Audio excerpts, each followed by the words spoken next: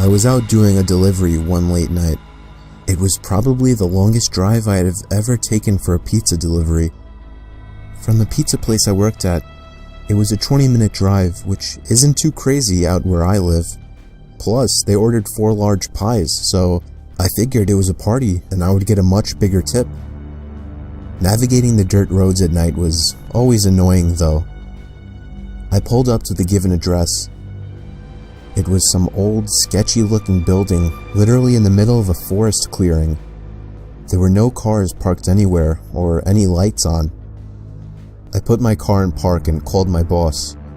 I asked him to reread the address at least 3 times to make sure I typed it in right, but that checked out. I could tell he was in a really bitchy mood, and he told me to at least knock on the door and check it out. He would normally get mad if we took back 1 pie, but I was afraid of what he would do if I brought back 4.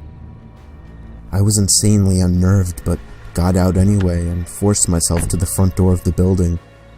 There was no doorbell, so I just knocked really hard.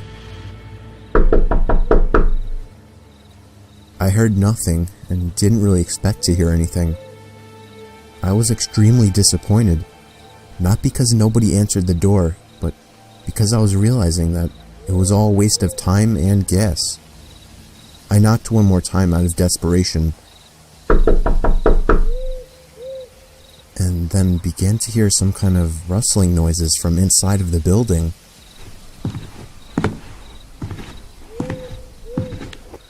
I knocked again and yelled that I was the pizza guy. There was silence now. I felt a bit more uncomfortable now than before. But before I could turn around, I noticed something at the window. There was someone looking through the window. I couldn't tell if it was a man or a woman. All I noticed were their eyes. Their eyes were open wider than I knew possible, staring intently at me. I was disturbed enough by this and dropped the pizzas and ran back to my car. The shitty thing wouldn't start until turning the key for the 3rd time. I drove off the grass and back onto the dirt road, but I felt the car rocking about, shaking and bumping. Something wasn't right. I didn't make it far from the building before I started hearing a sharp scraping sound coming from outside. There was so much resistance that I couldn't even drive. The car came to a stop. I got out of the car to check what the hell was wrong. A chill ran up my spine as I began to feel like my heart was constantly skipping beats. My tires had been slashed and had completely fallen off the rim. Not just the front though.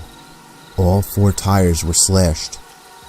I realized somebody did this when I was knocking on the door to that building. Instead of running, I got back in the car and locked the doors.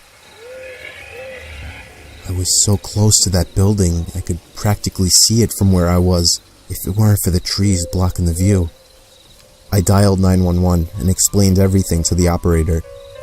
She told me the cops would be over as soon as possible and that I need to stay hidden. I asked her if it was advisable to stay in the car or run, and she told me it would be best to stay in the car with the door locked. She asked me to stay on the line with her until the cops arrived. My whole body was shaking. In all directions, there was nothing but dark, seemingly endless forest. I knew it would take forever for the cops to get there. I was not comfortable with sitting in that car so close to whoever did this.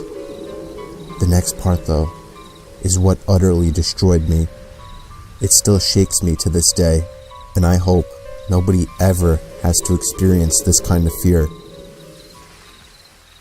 As I was scanning all the windows, making sure nobody was outside, I looked in the rearview mirror, and there was the same person I saw at that window. Eyes open wider than ever. I could see now that it was a woman, and I could ever so slightly see a smile begin to spread across her face.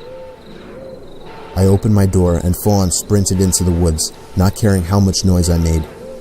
I ran until I was out of breath, which didn't take long, and I hid behind a giant log on the ground.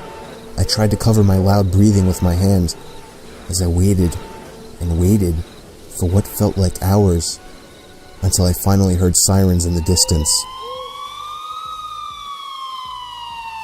I gathered up all the stamina I had left to run all the way back in the direction of the dirt road.